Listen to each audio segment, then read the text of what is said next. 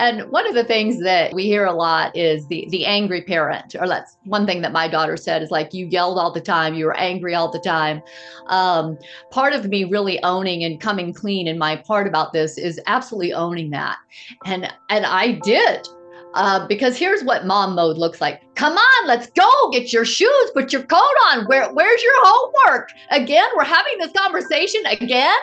No, you can't do that. You didn't do this. Okay, that's mom mode. It's 10 octaves higher than, it's all right. I just came out of my meditation chair. It's all right, children. Everything's going to be wonderful. Okay, and this was just like a few seconds that would pass. So it's that phone that now the parent also disconnects from. They have this crazy life. And you said it, Jillian, they're not going to post the crazy, I'm a bad mom life. Look at how beautiful my little children are. Aren't I a wonderful mom and everything? And now they got 10 likes or 1,000 likes. And now that just validated that they're okay when they know they're failing. Because as a parent, you cannot do this job 100% right. You just cannot. So it's just built into parenting is the fact that you're not going to be 100% successful, no matter how good you are. Yeah, and because other parents are not posting the negativity, and they're posting the grass is greener on the other side look, our adult children are thinking they're the only ones that lived in whatever, and the other side looks so great. The grass looks greener on the other side. It is not. And I think they're out there thinking that's the case, maybe trying to find that out. And I know I've heard other people say that they've reached out to other women and they're just like what I needed when I was growing up. But then they find out they're not. You know, they spend enough time with them and they find out they're just like mom was. Yeah. And we're never going to put the truth online. Aaliyah, sorry, go ahead.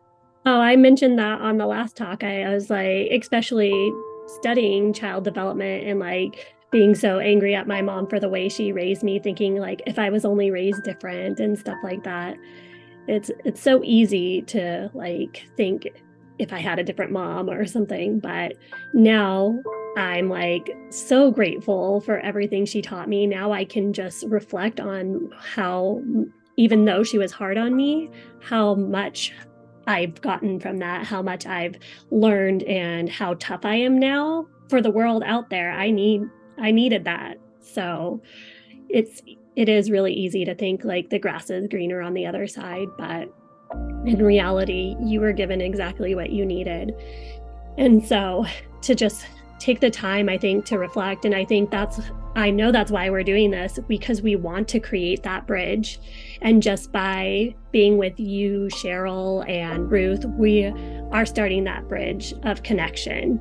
Just when you were talking about how we reminded you of your kids and we're able to bring that joy in, knowing that that's possible, right? It may not be building the bridge between the exact families yet, but we are building the bridge in between the generations. And I think that's where we start, because now we're able to hear that generation and what they're dealing with and what they're seeing and how they're being influenced versus just wondering why we couldn't be given a different path.